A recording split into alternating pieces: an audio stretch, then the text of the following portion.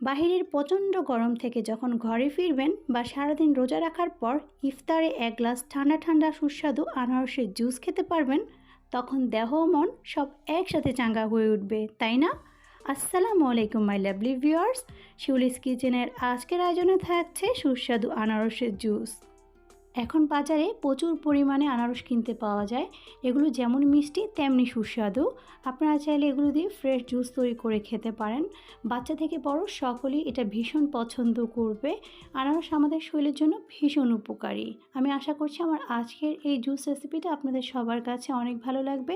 ভালো লাগলে অনুরোধ রইল আমার চ্যানেলটিকে সাবস্ক্রাইব করে বেল বাটনটিকে অন করে দিবেন এরকম আরও অনেক সহজ ও মজার রেসিপি দেখার জন্য। আজকে আমি আনারসের জুস তৈরি করার জন্য এখানে দুটো মাঝারি সাইজের আনারস নিয়ে নিয়েছি। প্রথমে আমি আনারসগুলোকে ধুয়ে নিয়েছি। এখন আনারসগুলোর খোসা ছাড়িয়ে নিচ্ছি।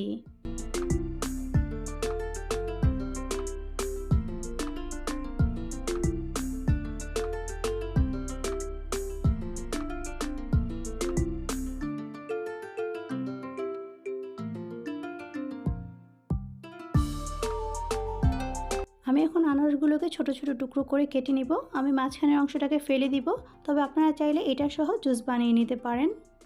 আপনারা হয়তো অনেকেই জানেন সকালবেলা খালি পেটে আনারসের জুস খেলে অনেক উপকার পাওয়া যায়। আনারসে রয়েছে calcium, phosphorus, vitamin A, vitamin C. এসব উপাদান আমাদের দেহের জন্য খুবই উপকারী। এছাড়াও আনারসে ফাইবার বেশি আর ক্যালোরি খুব কম থাকে।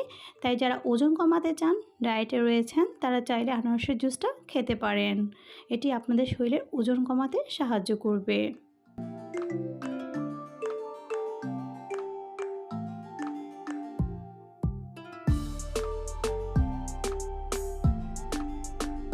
আমার এখানে সবগুলো আনারস কেটে নেওয়া হয়ে গিয়েছে। আমি এখন আনারসগুলোকে একটি ব্লেন্ডারের জগে নিয়ে নিচ্ছি।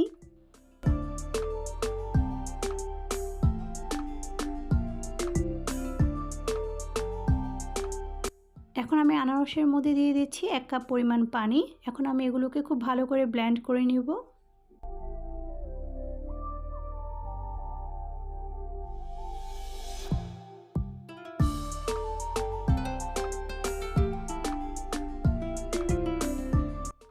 আমার এখানে আনারসের জুসটা ব্লেন্ড করে নেওয়া হয়ে গিয়েছে। আমি এখন আনারসের জুসটাকে একটি ছাঁকনি দিয়ে ছেঁকে নিচ্ছি।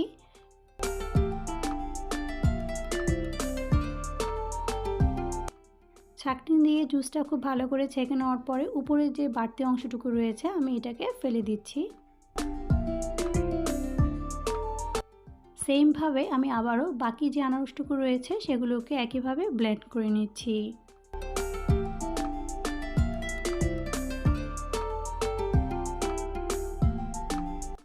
আপনারা চাইলে এই জুসটাকে একদিন নর্মাল ফ্রিজে রেখে সংরক্ষণ করেও খেতে পারবেন।